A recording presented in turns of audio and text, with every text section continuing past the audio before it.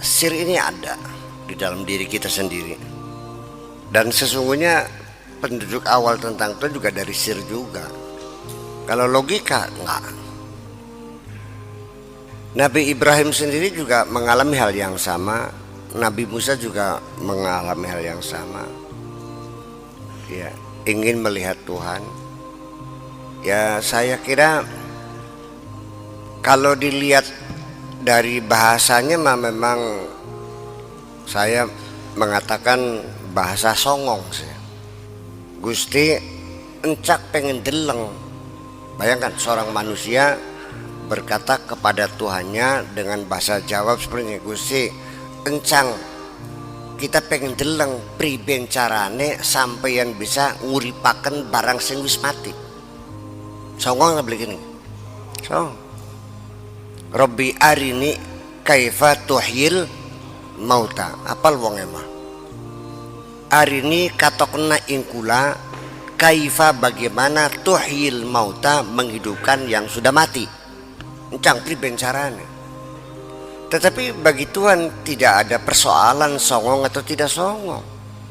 Tuhan juga tahu, dia penasaran, pengen tahu, karena dia pengen yakin. Kamu juga boleh songong kalau pengen yakin mah nggak apa-apa. Iya, asal bukan songong menguji ya, songong pengen yakin. Saya juga paham orang songong itu macam-macam, ada songong sombong pengen ngatok kena kepinterannya bisa, anak songong pengen nguji kita ya anak songong pengen jajal kita anak ya pengen ya sing anda ya ingin mengorek rahasia saya juga ada kan gitu. Saya dari hati nurani bisa paham, apalagi Allah kan. Anak sing takon anda takon barangnya malah lagi jajal kita kan encang urublik ya gini kan. Tetapi di penghujungnya tetap dia tidak bisa menangkap Tuhan dengan logikanya, dengan akalnya. Dia bisa menangkapnya dengan sirnya itu, yang di belakangnya adalah aku, kan gitu. Nabi Musa juga sama, kepengen melihat Tuhan langsung. Kayak apa cerak nongola Robbi arini andru ilaik, coba nongola pengen delang kayak apa, delegenake kayak apa sampeanku, apa nasungune tah aku udah dura sepira kan begitu ya. Selama ini kan kamu percaya kan take for granted, percaya ini pada dasar percaya dan tidak pernah punya bukti kan, kader jare istiraku ngantilah kan jare udah gitu. Itulah makanya kerapuhan itu tetap melekat pada dirimu, karena selama ini keyakinan kamu dibangun atas paradigma jarene. Jare ya dian, jare siapa ya, jare kiai kan ya pulane. Akhirnya ya yang terjadi kan seperti itu. Werukin dodol kin tembelek angger pes yang ditulis tembelek jare paham ya, bagian pada coklat semu-semu ireng enggak pada tembelek karo dodol kan pada coklat semu-semu ireng. Dibuktikan sudah di Mac ngatos dodol bagian plus blebes tembelek diambung kiri wangi kin bacin wis ora dicicipi kin pahit kin manis wis ora, tapi yang repasin dulu itu tembelek aja. Iya ta boleh nyong rabine ke dodol semono empuknya semono manisnya semono legitnya kan ngumah ke ditinggal dulu di tembelek ning cangkingan terus kah ngaku biya ta beli luru tembelek ning ronggong ning cangkingan ning legok ning cei ning patok besi ning doli sama tunggak ning saritem sadina-dina dulu itu tembelek bae dodol semono ayu deh ya disengsarakan ditinggal purba kunyuk beli siraku ya mani Maria beli ya kader sing penyakit AIDS aja iya kelang raya los ya resiko kan begitu persoalannya. Gambar orang menderita penyakit AIDS dipasang di puskesmas, di pasar, di sekolah, bahaya aid. Orang mempan sih. Tetap rame baik, tetap berkembang terus di mana-mana. Tambah laris pisan. Tambah diwudeni tambah laris. Bukan ditakut-takutin neraka, tapi penyakit yang mematikan dan pasti mematikannya. Mata melihat sendiri orang kena penyakit aid pati kelenger pada mati kah. Beli-beli acan aja. Dan disini otaknya jejak tak beli gini. Segle. Ya sengaku baik lah. Ini kan hal yang menyangkut diri kita sendiri. Kadang-kadang keilmuan yang kita miliki sebagai kiai saya kan gitu, yang sudah ditokohkan masyarakat, juga tidak ada jaminan saya tidak akan nduli tembelek. Tidak ada jaminan. Siapa yang jamin? Ya pemaning kita ning alam dunia sing serba susah. Nabi Adam ning sorga serba enak be, maksa bae mangan bahul dije. Ayo. Jadi artinya gini lah, ujung-ujungnya mah ketasawufan tuh bukan persoalan wiridan, bukan persoalan bacaan-bacaan, bukan persoalan itu mah suluk lah, itu mah kejernihan hati ini. Yang penting kesadaran yang terus berkesinambungan. Setiap kesalahan yang dilakukan sebesar apapun, sekecil apapun, segera disadari dan pertobatan on time seperti itu juga. Itu saja, itu kan seperti itu. Tidak ada jaminan seorang sufi itu tidak berdosa. Gimana lagi? Nah, jangan lamun makin. Ya sekarang saya mau bertanya, Nabi Muhammad dijamin oleh Allah enggak bahwa dia tidak berdosa? Dijamin. Kamu yakin dijamin? Nah, yang bersangkutan masih merasa berdosa enggak? Jadi boleh enggak Nabi Muhammad merasa berdosa? Apakah dosa-dosa dalam imajinasi apa dosa yang real? Tidak, dosa yang real dalam persepsi dia. Itulah sebabnya saya yakin Nabi Muhammad orang benar tuh, karena dia tidak pernah merasa benar. Barang sira langkasin jamin tuh ngerasa bener, ya nemen belikin ki. Ya iya.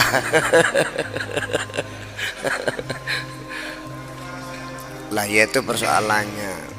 Apa sih dosanya, seperti apa? Merengut, melengos ning wong picek. Yang jadi pertanyaan, wong picek diperenguti tersinggung beli. No jawaban, wong picek diperenguti tersinggung beli. Sebab beli kenapa? Wong picek diperenguti beli tersinggung kenapa? Wong picek diperenguti tidak tersinggung kenapa? Ya karena beli katon. Jadi Kanjeng Nabi menyakiti hati orang enggak? Enggak kok. Kenapa dia menangis? Dia merasa berdosa. Bukan persoalannya menyakiti hati orang. Dia merasa aku tidak menghormati seorang hamba Allah. Ya bahkan di bab makanan dia saya kedorakam dulu kan. Nyong rabi semono pegel be diumbangi je. Wis gah. Ya itu ini kan makanya kembali sir kita itu adalah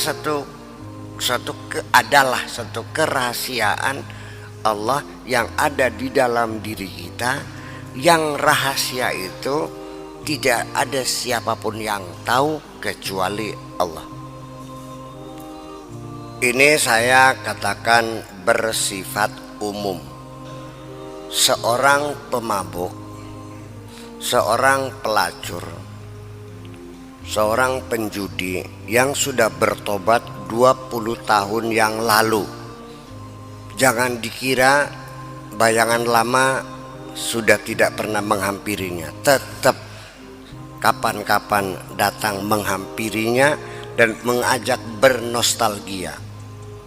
Percaya atau tidak? Nah makanya kapan peluang menjadi besar bernostalgia? Ketika orang yang bertobat itu bertemu kembali dengan teman-teman perjudian dia. teka ayo lah sira ko awit kapan linglung ko apa sih sira mah ngewer-ngewer tas kayak wong linglung sira iki gaple mong tobat lah ayo orang di duit aja water ke duit data traktir yo bayangkan ke Giembang maning ya. Makanya kualitas pertobatan nasuha itu artinya pertobatan penasehatan. Nasuh itu dari nasihat. Nasuh itu wazannya faul lil mubalaghah, syakurun, ghafurun, nasuhun. Artinya yang terus menasehati. Artinya setelah kita bertobat terus kita merapat dengan para solihin, para ulama-ulama amilin, ya kan? Aja ulama dalban ya, ulama solihin yang amilin merapat ya, ikut dalam diskusi, seminar, pengajian apa saja yang memberikan pencerahan-pencerahan, banyak baca buku, banyak baca Quran, banyak berkomunikasi dan terus mendapat nasihat yang terus menerus, artinya dikawal. Itu maksudnya, itu tobatan nasuha. Karisi-risi pengertian apa tobatan nasuha? Tobat yang selamanya tidak akan kembali gitu. Awit kapan? Kenangan lama itu datang kok.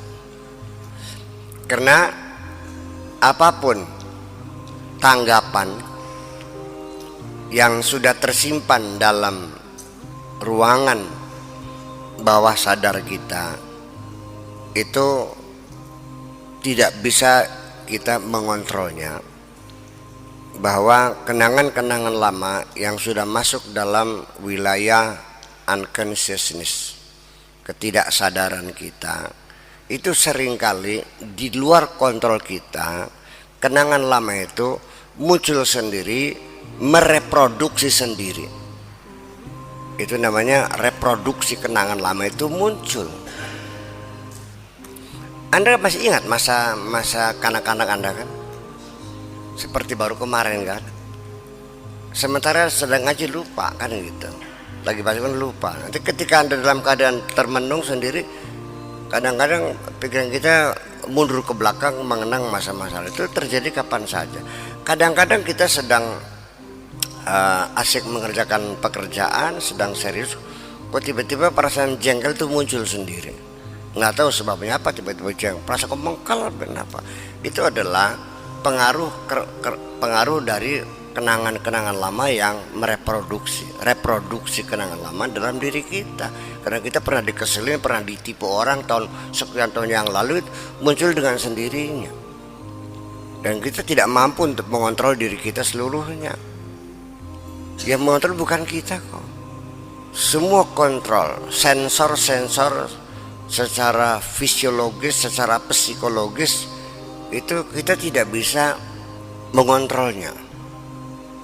Sensor kolesterol, ketika darah sudah mencapai kolesterolnya 170, artinya ukuran yang terbagus pertengahan, yang tadinya menutup lalu akhirnya lemak itu terbuang menjadi sampah, itu sudah dol di luar keinginan kita. Akhirnya apa? Menyerap lemak terlalu banyak sampai lebih dari 200 di luar keinginan kita.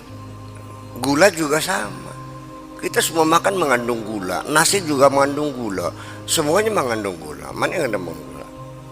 Sekalipun kentang juga sama ada gulanya kok, tapi kadarnya lebih sedikit. Ya, disedot terus sampai melebihi batas maksimal. Akhirnya kan diabetes. Orang yang beli waras-waras, beli diketok, beli sekilan. Ya kenapa? Kita nggak pernah mengatur itu kok.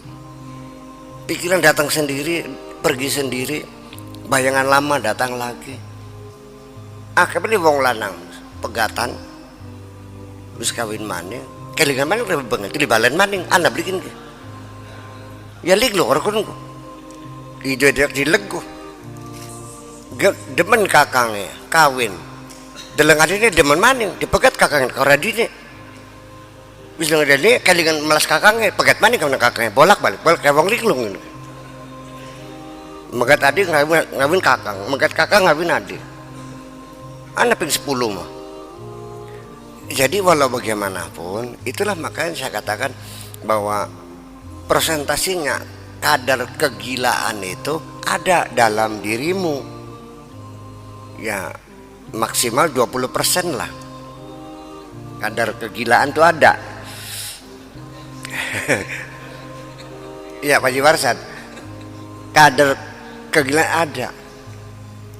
Pernah gak ada ngamuk sewaya-waya ngomong asal metu? Pernah beli rongong nade kita kayak wong edan ya aja, iya kan? Begitu kita sadar kayak orang gila juga ngomong nih ya. Pernah gak mesin TV baru beli dipecahin? Iya. Pernah gak Anda lupa sesuatu yang baru dikerjakan? Pernah beli ngulati domblik temu-temu? Ya ada kadar lupa, marah, itu kan kadar kegilaan. Itu 20% mah ada. Ya untung ada dikasih lupa. Kalau enggak lebih stres lagi. Rabi mati lebih bisa terus jam gini. Kelungan kayak nyengir bener macam. Mang bisa terus bisa. Untung di peklalen. Untung dikasih lupa. Kalau enggak penderitaan kita sejak kecil terbayang bikin apa enggak stres. Sebabnya ginilah, Allah Maha tahu dan kamu tidak tahu apa-apa subhanallah. Iya. Ya sekali kita paham, masa paham. Alam aku lakum inni a'lamu ma la ta'lamun.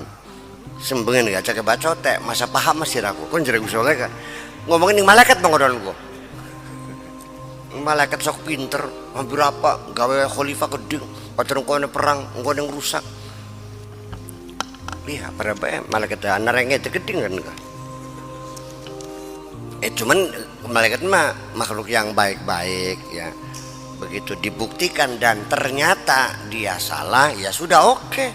Fasajadu, baru siap sujud. Oke, siap. Tapi si iblis tetap nggak mau. Makanya sekali lagi psikologi kesombongan itu salah satu cirinya adalah tidak mau mengakui kesalahan. Yang terjadi adalah berargumentasi menutupi kesalahan. Itu orang sombong. Begitu diusir, dia tidak pernah menyesal kok. Nang tang, oke saya pergi. Konon jangan ngomongnya. Iya tak boleh. Mikir, singgah saudara. Oke. Look dok, bermalang kerik pisan. Oke saya keluar. Ditulik getuntan lupa nggak berbeli. Jadi ini baiklah nanti kapan-kapan saya uraikan psikologi kesombongan itu. Dialog kena nyewot orang sombong. Dialog kena gak nyewot. Dipoyok langsung ngepruk. Iya. Dia sangat tersinggung sekali. Makanya orang yang sombong tuh sulit bertobat kok. Karena dia pernah ngaku salah. Bulannya kan dijamin gak bakal masuk surga. Menjeng akal begini nggak mungkin. Jadi beginilah, orang bertobat karena melakukan dosa adalah lebih baik daripada orang yang berbuat baik menimbulkan kesombongan. Paham begini? Orang bertobat dari melakukan dosa itulah yang berkenan di sisi Allah. Itulah yang paling hebat di sisi. Itu lebih baik daripada orang berbuat baik tapi menimbulkan kesombongan dan merasa berjasa dengan kebaikan itu. Jadi tek tuh gak kena moga-moga sirah ke dosane. Tapi diakhiri dengan pertobatan, itu aja kok. Baik. Jadi artinya tutu kenapa sih kayak badak kino terus akan baik. Nah sedurunge mati tobat. Tapi sing penting sirah matine kapan? Ya bisa-bisa lengah ya, kita menduga 10 tahun lagi ternyata besok mati. Dibalik tetap aja Pak, kita ini bahkan jangan-jangan keyakinan kita keyakinan imajiner juga ya, keyakinan dalam imajinasi, merasa bangga dalam tapi bangga imajinasi. maka dalam angan-angan saja, tidak realistis. Saya katakan begini jujur nih, orang Islam merasa bangga enggak? Apa yang dibanggakan? Ya dalam angan-angannya. Aku paling hebat. Al-Islamu ya'lu wa la yu'la. Apal wong emang. Islam paling hebat. Tidak ada yang sedang ngelamun apa. Nyong ning alam dunia ku sing paling goblok ku sira. Sing paling melarat ku sira. Sing tukaran be ku sira. Sing penyakit lu ku sira yang alam dunia. Ini kan al-Islamu ya'lu wa la yu'la alaih. Anda bukan Islam, Anda adalah Muslim. Yang hebat Islam, tapi Muslim tidak hebat kok. Mau bilang apa? Sekarang tidak hebat umat Islam. Di mana hebatnya? Saling bunuh membunuh satu dengan yang lain aja. Sok lihat di Irak, di Syria, di Libya, di Yaman, mana-mana. Di sini kita di NTB masih pada kelaparan sana. Di mana hebatnya? Islam mah hebat. Dudu baka Islamku bisa ngadeg udah degakan beli. Islam bisa dodok didodokna beli. Sing dodokna siapa? Sing ngajakkan siapa? Yang sudah bagi empor je. Dipaham-paham sih mah. Ya iya seliben. Coba buktikan kehebatan Islam. Anak-anak kamu yang perempuan disuruh sekolah kedokteran, ambil spesialisasi kandungan.